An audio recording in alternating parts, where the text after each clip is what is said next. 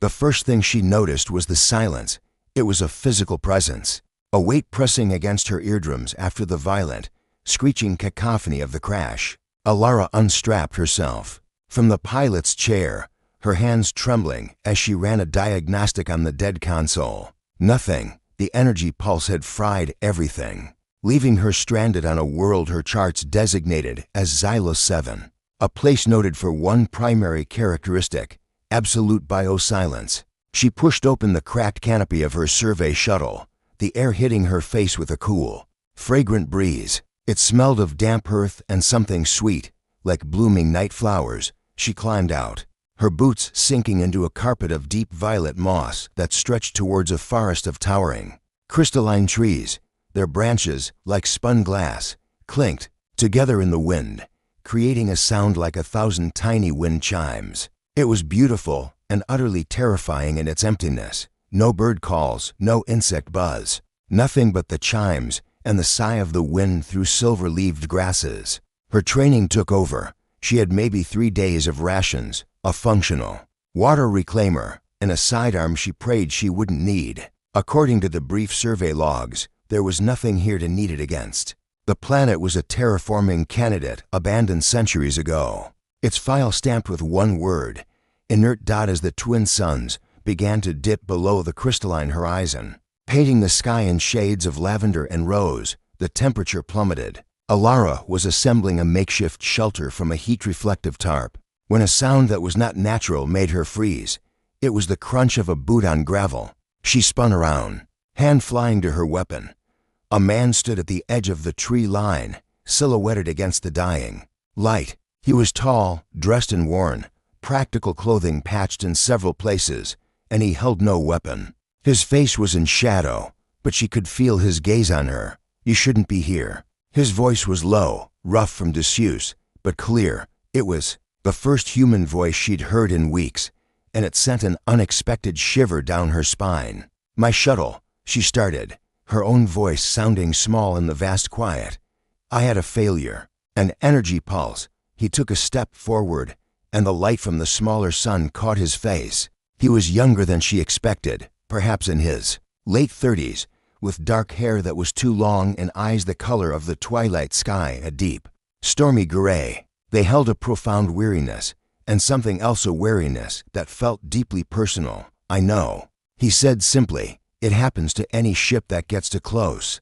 The planet doesn't like loud noises."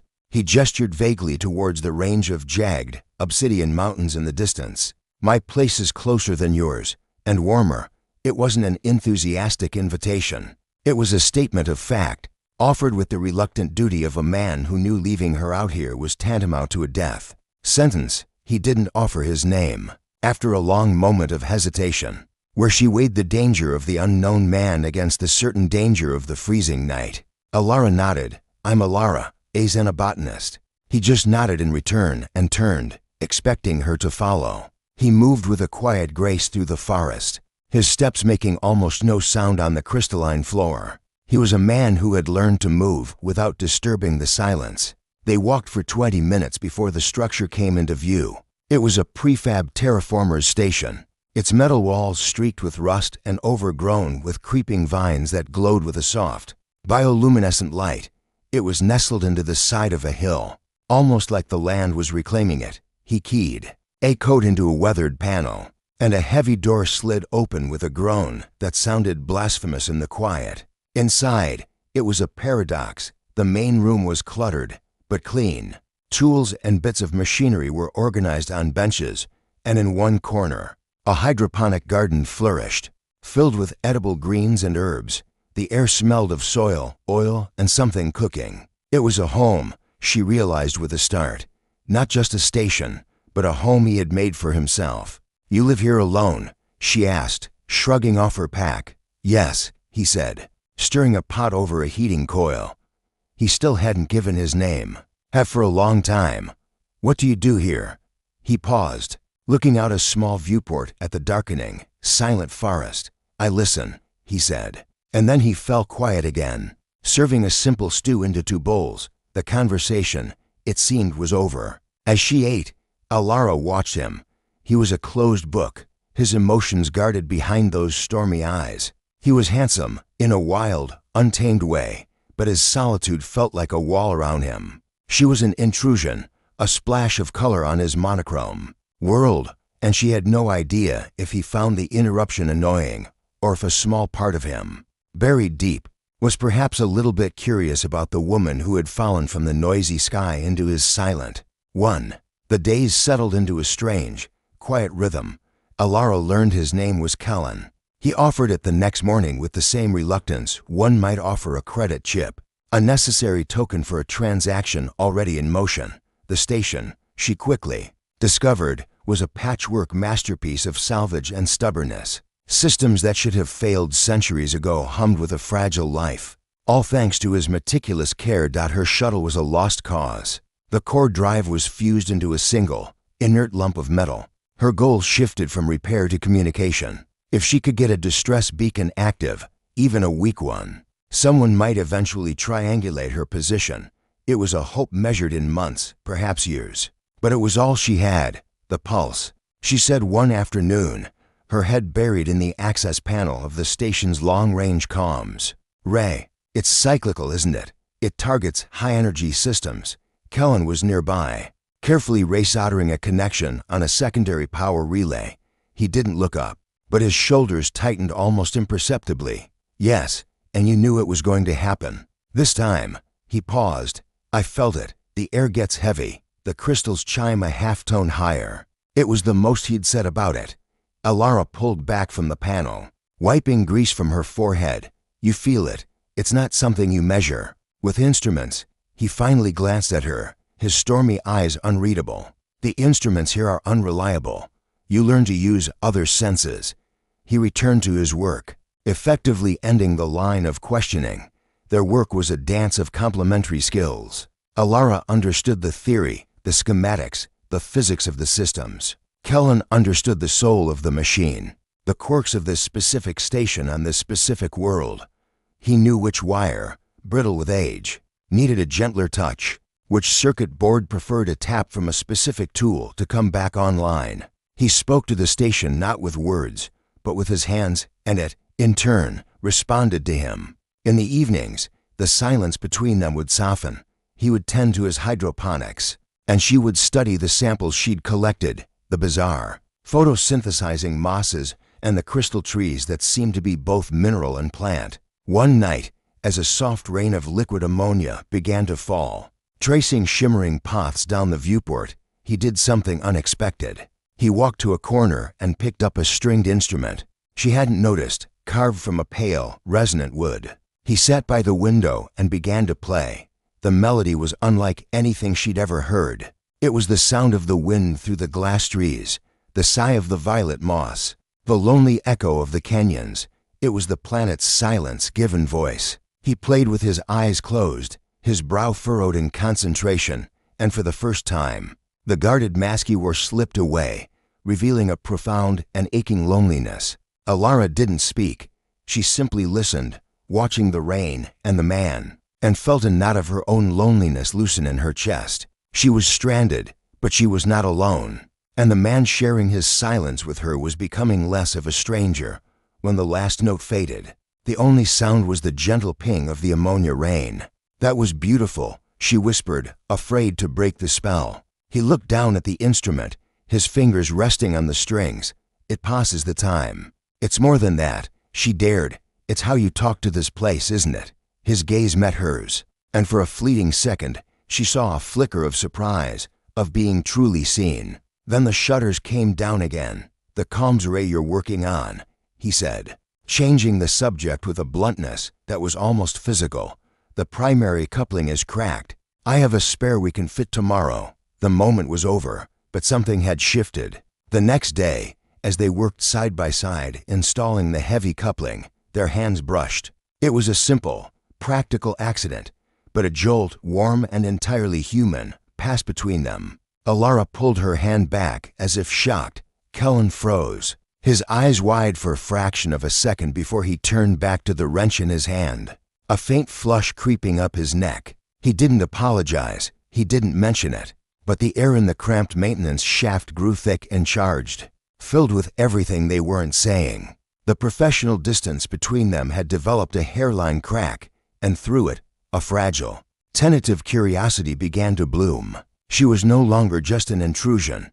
He was no longer just a reluctant host. They were two souls, adrift in an ocean of silence, and against all odds, they were starting to hear each other. The change began subtly. A faint harmonicum vibrated through the station's deck plates, so low it was felt more than heard. The glowing vines outside the viewport began to pulse in a slow, rhythmic pattern, their light deepening from a soft blue to an anxious violet. Kyle stopped what he was doing. His head cocked. The weariness in his eyes was replaced by a sharp, focused intensity. "It's coming," he said, his voice tight. "The pulse?" Alara asked, her heart skipping a beat. "No. Something bigger. A storm." He moved to the main console, his fingers flying over the controls with a speed and purpose she hadn't seen before. He wasn't just maintaining now. He was preparing for a fight. The energy pulse is a warning shot. This is the planet waking up. The systems can't handle it. The shields will overload. The power core will breach. What can we do? Alara moved to his side, looking at the readouts. Energy levels were spiking across the board, patterns chaotic and violent. "We can't stop it. We can only try to ride it out." Or, he trailed off, his eyes darting towards the forest. "Or what?" "Kellen." He let out a sharp breath, a decision made. "Or we can ask it to be gentle." Before she could process what that meant, he grabbed a heavy jacket and a small, handheld device from a drawer, a portable emitter of some kind. "Come on, we need to get to the heart of the station." The old core chamber. The hum was growing into a deep thrum that made Alara's teeth ache. The lights flickered as he led her down a narrow, rusted staircase into the deepest level of the station. The chamber they entered was circular, and in its center stood not a machine, but a massive, natural crystal formation that grew from the floor and speared up into the ceiling. It was the same material as the trees outside, but throbbing with an intense inner light. "The planet isn't silent, Alara," Kellen said, his voice barely a whisper over the growing roar. "It's all one mind, one being. It dreams, and we're in its dream. The pulse, the storm, it's it reacting to a nightmare." He placed the emitter on the floor, and it projected a complex, swirling wave pattern onto the crystal. The crystal brightened in response. "I don't speak its language. I can't use words, but I can show it feeling. I can try to calm the dream." He looked at her, his usual reserve completely gone, replaced by raw, desperate honesty. "I need you to monitor the station's vital signs on this pad." He handed her a data pad. "If life support starts to go, you need to tell me. I'll have to stop." "Stop what?" "This." He closed his eyes, and he began to hum. It was a low, resonant tone that matched the frequency of the emitter. The crystal pulsed in time with it. He was merging with the storm, not fighting it. He was offering a melody to counter the chaos. Lara watched, transfixed, as the man communed with a world. Sweat beaded on his forehead. The storm outside reached a fever pitch. The station groaned like a living thing, and on her datapad, warning lights flared red one after another. Structural integrity was failing. "Kellen, life support is next," she yelled over the din.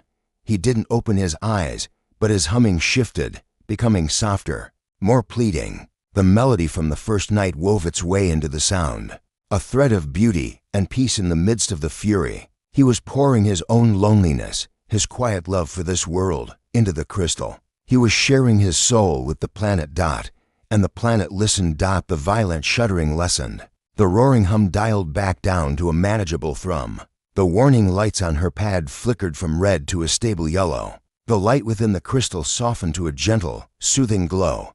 Kellen's legs buckled. Alara dropped the pad and caught him, stumbling under his weight. He was breathing heavily, drenched in sweat, but he was conscious. His eyes found hers, and in their gray depths, she saw no more walls. She saw only exhaustion and a vulnerability that made her heart clench. "You see?" He panted, his body leaning into hers. The ghost in the machine.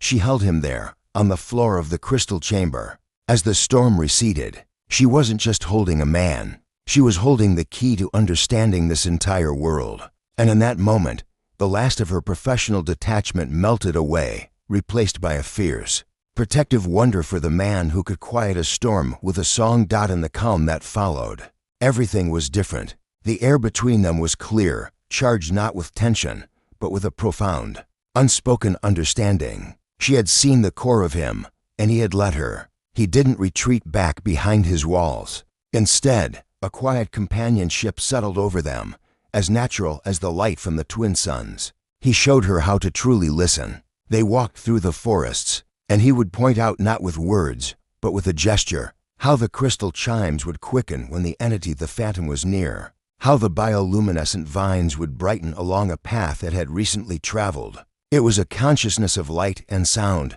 a being of pure emotion, and Kellen was its interpreter. Back at the station, their work continued, but it was now a single, shared purpose. He explained his theory that the phantom was young, its dreams volatile, its reactions to the station's technology akin to a child being startled by a loud noise. Their goal was to help it understand, to harmonize the station's systems with the planet's natural frequency.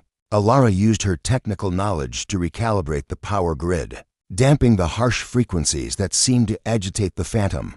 Kellen used his empathy to guide her, telling her when adjustment felt right or jarring to the subtle energy of the place. They were composing a symphony, she with mathematics and physics, he with intuition and feeling. One evening, as they tested a new damping field, a miracle happened. A shimmering knot of light, like a miniature aurora, drifted into the main room through a ventilation shaft. It pulsed with a soft, curious energy, weaving between the tools on the bench before hovering near Kellen. He held out his hand, and the light brushed against his fingers, casting a warm glow on his skin. He looked at Alara, a real, unguarded smile touching his lips for the first time. It transformed his face, stripping away years of solitude.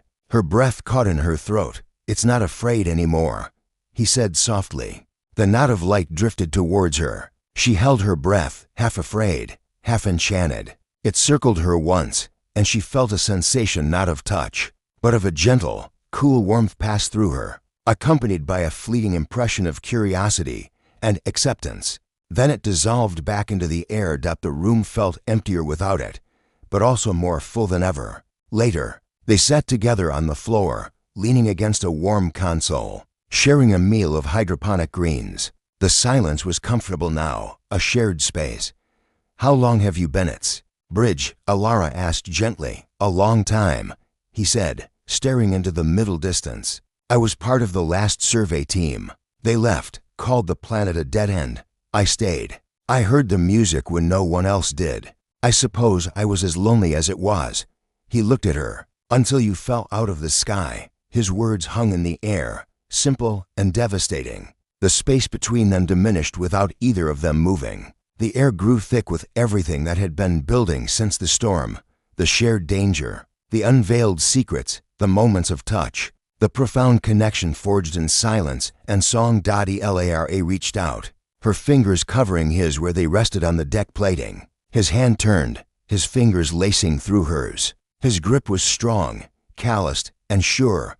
"I'm glad I fell," she whispered. He leaned in then, slowly, giving her every chance to pull away. She didn't. His lips met hers, and it was not a frantic crash, but a quiet homecoming. It was the first note of a new melody, one that belonged only to them. It was the answer to the silence, the harmony after the storm. In that kiss, under the soft glow of the station lights, the xenobotanist and the keeper were no longer two lonely souls, but a single, perfect chord in the symphony of the silent world.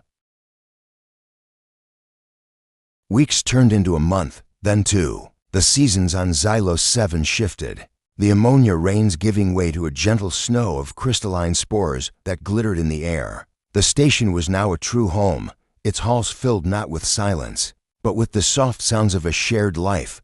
Alara's hummed work songs, the scratch of Kellen's sketching charcoal, the quiet rhythm of their conversation. The phantom was a constant, gentle presence. It would often manifest as a soft glow in the corner of a room during their meals, or send patterns of light dancing across the ceiling at night. While they lay tangled together in his bunk, talking for hours, they had perfected the damping field, and the planet had grown accustomed to the station's gentle hum. It was no longer a scar on its surface, but a part of its ecosystem. It was Alara who, with a heavy heart, brought the outside world back in. Using the stabilized power and Kellen's intuitive guidance, she had managed to restore a low-power, narrowband transmitter. "It's ready," she said one morning, her hand resting on the console. "If I activate this, it will send a repeating distress call. My people, they'll hear it eventually. It could take months, but they will come." Kellen stood by the viewport, watching the spore snow fall. His back was to her, but she saw the tension return to his shoulders. The subtle closing off she hadn't seen in weeks. The happy bubble they had built was about to be tested. "I see," he said, his voice neutral. "Kellen." She walked over to him, turning him to face her. His stormy eyes were troubled. "This doesn't have to change anything. Not for us, doesn't it?" he asked, his gaze searching hers. "They will come with their ships and their scanners and their noise. They will see this miracle. They will want to study it, catalog it, exploit it. They won't understand. They can't. And you." He paused, his voice dropping. "You have a life out there, a career, everything." "I had a life," she corrected softly, her hand coming up to cup his cheek. "It feels very far away now. What I have here, this is real. You are real, but is it enough?" The question was a raw whisper, containing all his fear. Enough to give up everything for, to live in silence with a man who talks to ghosts. She smiled, a genuine, warm smile that reached her eyes. "You have it backwards. You showed me that this world was never silent. It's the rest of the universe that is loud, too loud to hear the music." She took a deep breath, her decision crystallizing in her heart as she spoke the words. "I don't want to go back to that noise." Hope, fragile and fierce, dawned in his expression. "What are you saying?" "I'm saying I'm not going to activate the beacon." The words hung in the air, final and profound. He stared at her, disbelief warring with a soaring joy. "Alara, you can't. Your life is here," she finished firmly. "With you. My work is here. I'm a xenobotanist, and this is the most fascinating ecosystem I will ever find. My heart is here, with the man I love." She glanced at the console, then back at him, her resolve solid. "Let them think I fell amid the dust. Let me stay. Let this be our secret." He pulled her into him then. A crushing embrace that spoke of fear dispelled and a future embraced. He buried his face in her hair, and she felt the shudder of his relieved breath against her neck. "Are you sure?" he murmured into her skin.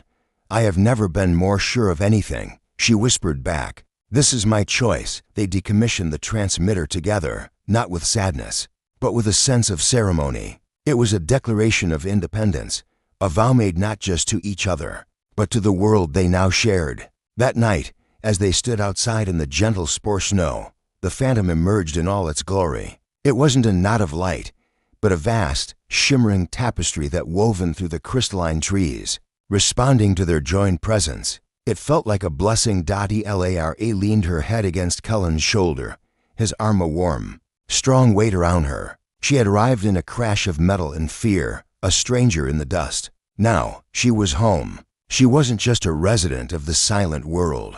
She was its keeper, its student, and its lover. And as Kellen's lips brushed her temple under the auroral glow of their phantom, she knew she had not been rescued, but found.